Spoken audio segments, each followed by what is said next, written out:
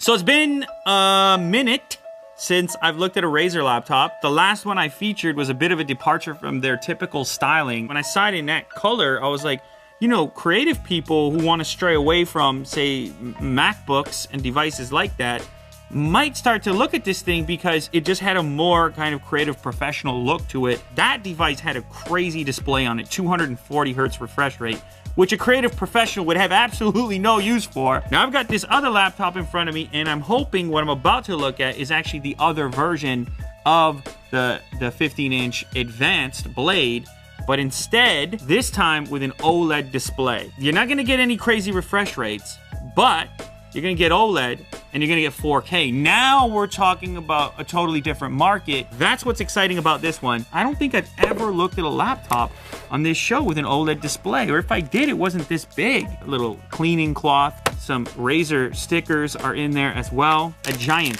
powerful power brick with a braided cable, and this is the proprietary connector which delivers the power. You need a bunch of power, obviously, i9 and RTX 2080 graphics. You gotta feed it some juice. Crack this baby open. So we are back to the classic Razer styling on this one. No fancy, limited, special color. Instead, it's the matte black. You still have the logo, which represents the culture to a certain degree, but the matte black finish, it's nice, it's simple. Power input, couple of typical USB-A ports. There is a headphone jack also included. On the other side of the device, you have, I'm guessing that's Thunderbolt 3 in the form of USB Type-C connector. There's another USB-A, a full-size HDMI port. That looks like a display port, and there's a little locking area there as well. So let's crack this open real quick. Boom. And you know what? I know right away that it is the OLED panel because it's glossy. So if it's all about the visual experience, you might want to put up with some reflections and go for this display option as well. Just keep in mind, 60 hertz, 4K resolution. The layout here, you have the keyboard, giant trackpad. Otis hair. This is what people are looking for by today's standards. The build quality here, it feels great. The whole thing is very sturdy. The screen, this always gets me. It doesn't actually go back very far. And maybe I'm just spoiled with all these ThinkPads I've been using, but it stops right around here. Now, I get it. At this type of setup, that's probably as far back as you're ever gonna need it. It's a tiny little nitpick. The keyboard, chiclet style, a little bit of travel to the keys. Now, I talked about this on the previous video that I did on a Razer laptop. They've improved this keyboard. This could be fine for me. I could type it out. Would it be as satisfying for me as a ThinkPad keyboard? Probably not. Oh my God, look at this. Oh my God, that is vibrant. I don't know if I'm gonna be able to go back after this. Woo! They claim there's some technologies at play, some little tricks in the background that make sure that burn-in does not occur. Something called pixel shifting. Things move ever so slightly, you could barely see it, and therefore protecting your pixels, protecting you from burn-in. But my goodness, if you know about the benefits of OLED on a smartphone and on a TV, just imagine that being brought to your laptop. I can't imagine wanting to sit in front of a better display than that. That's a beautiful thing. You're also probably noticing at this point that the keyboard is backlit. It's RGB. You can see it cycling through the colors. That's kind of the Razer default. You see this is the 3840 by 2160 native resolution. It's got a 200% scale on it. The thing is with LCD panels, right? The lighting is never really turned off. So your blacks end up this gray thing, and then you end up with the various dimming technologies that attempt to change that. I have an LCD left over in my house. It drives me crazy when it's got the local dimming. I can pick it up with my eyes, and it's just, compared to an OLED panel, it's night and day. Why not an unbox therapy video? That's a little bit dark, it's a little bit light, and most importantly, we publish to YouTube in 4K, so we can actually watch it in the native res here. This is what you are working with. One thing that you're going to notice is the black levels. My shirt is like pitch black relative to the rest of the frame. The black shirt is very black, and that's what I'm looking for. And also, yeah, I mean, just the quality of it, it's a beautiful display. Jack just interrupted the entire video right now. He wants you all to know that you have to go out and buy a $3,000 computer to properly watch Unbox Therapy videos, because he wants it to look like this. I mean, it looks great. It looks cinematic.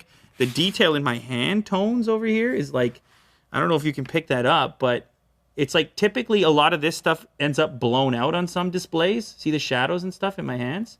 I mean, what am I doing? I don't have to sell you OLED at this point. Everyone knows the industry is going that way in some way or another. There are drawbacks. I told you about it earlier. It's just a 60 hertz panel. If you're heavy on the gaming side, you're probably going to avoid this. You're probably not going to run games in this resolution anyways. So you already know you're going to pick the 240 hertz option. But I think this particular model is interesting because it reaches out to that other segment of the audience that I mentioned earlier. People who are looking for, you know, a well-designed, solid, well-presented package from a workstation perspective on the Windows side. There's not actually that many options that are able to deliver this kind of power, these type of specs, and so forth to compete with the MacBook Pro. The last thing you want when you're setting it up is to be fearful of potentially interacting with it wrong and catastrophe striking. So I think that the speakers are a bit of a letdown relative to the monitor. You're looking at the monitor, you're like, whoa, and then the speakers are like, those are laptop speakers. It's not fooling you by any means, particularly for this dialogue in this video here. Leave the device unfolded when charging. They work, but that's max volume right there. It's just not that impressive for dialogue. I mean, you're going to watch video on here, you're going to play games on here, maybe you're going to use the speakers from time to time. It's going to be a headset laptop to get any kind of punch out of it. It seems that way at the moment. Okay, so here's the way it breaks down with this particular laptop. It starts out as a standard Razer Blade 15 i7 8th generation and a full HD display at 60 hertz. That's sort of your entry point to get you started at the lowest price point. This one here, obviously cooking a little hotter than that from a spec perspective. So when you go through the configuration, I'll give you a sense of how the price goes up as you change things around. So first being the graphics card, you can see you're starting around $1,600 US. You scale up to the RTX 2080, let's say. Now you're at $2,800. Of course, the full HD 144 hertz gonna be perfect for a lot of people, particularly gamers.